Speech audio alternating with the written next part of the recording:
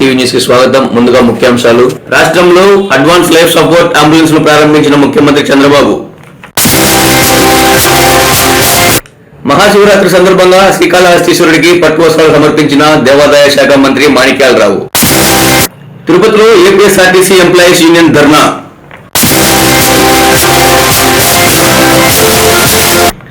Dengue వ్యాధి నివారణలో భాగంగా ప్లేకార్డ్ ర్యాలీ నిర్వహించిన మున్సిపల్ కార్పొరేషన్ అధికారులు. ఎమ్మెల్సీ ఎలక్షన్ సందర్భంగా తిరుపతిలో పోలింగ్ కేంద్రాలపై అవగాహన సదస్సు.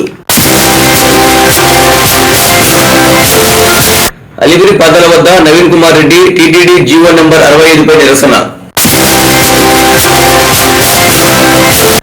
దేశంలోనే మొట్టమొదటిసారిగా అత్యాధునిక సాంకేతిక టెక్నాలజీతో 76 అడ్వాన్స్ లైఫ్ సపోర్ట్ అంబులెన్స్లను ముఖ్యమంత్రి చంద్రబాబు ప్రారంభించారు.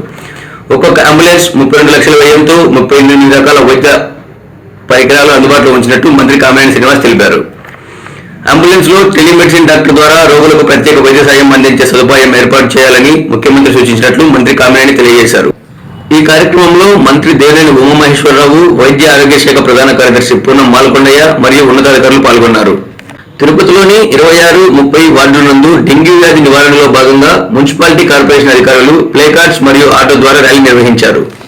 తిరుపతిలోని ఏపీఎస్ఆర్టీసీ ఎంప్లాయీ యూనియన్ రాష్ట్ర కమిటీ పిలుపు మేరకు డిపో గ్యారేజీ వద్ద ఏపీఎస్ఆర్టీసీ సమస్యలపై ధర్నా నిర్వహించారు.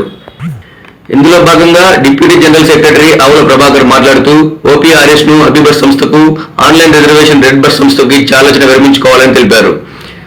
ఈ కార్యక్రమంలో రాష్ట్ర కార్యదర్శి జయప్రకాష్, ఎంప్లాయీస్ యూనియన్ కార్యదర్శి జె రామయ్య, అధ్యక్షులు వై రాము తదితరులు పాల్గొన్నారు.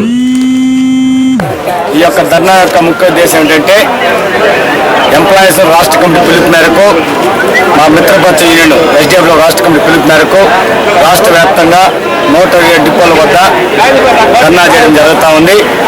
ఈ యొక్క ధర్నా యొక్క ముఖ్య ఉద్దేశం ఏంటంటే సమస్త ఏపీఎస్ఆర్టీసీ ఎంప్లాయీస్ యూనియన్ రాష్ట్రంలోని 127 డిపోలలో ధర్నా కార్యక్రమం నిర్వహించబడింది.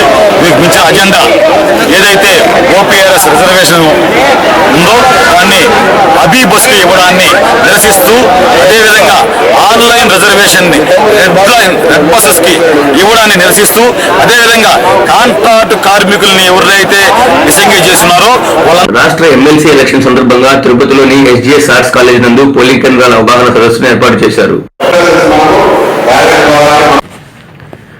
మహాశివరాత్రి సందర్భంగా శ్రీకాళహస్తిలో రాష్ట్ర దేవాదాయ శాఖ మంత్రి మాణిక్యాలరావు శ్రీకాళహస్తీశ్వరునికి పట్టు వస్త్రాలు సమర్పించారు. ఈ కార్యక్రమంలో మంత్రి బొజ్జల గోపాలకృష్ణారెడ్డి, ఆలయ చైర్మన్ గురువయ్య నాయుడు, ఆలయ ఈవో బ్రహ్మరంభ అతిథి సత్కారాన్ని అందించారు. అనంతరం మంత్రి విలేకరులతో మాట్లాడి అన్నదాన కార్యక్రమంలో పాల్గొని ప్రసాదాన్ని స్వీకరించారు. ఈయన వెంట భాజపా నాయకులు కోలా ఆనంద్ మరియు సభ్యులు పాల్గొన్నారు.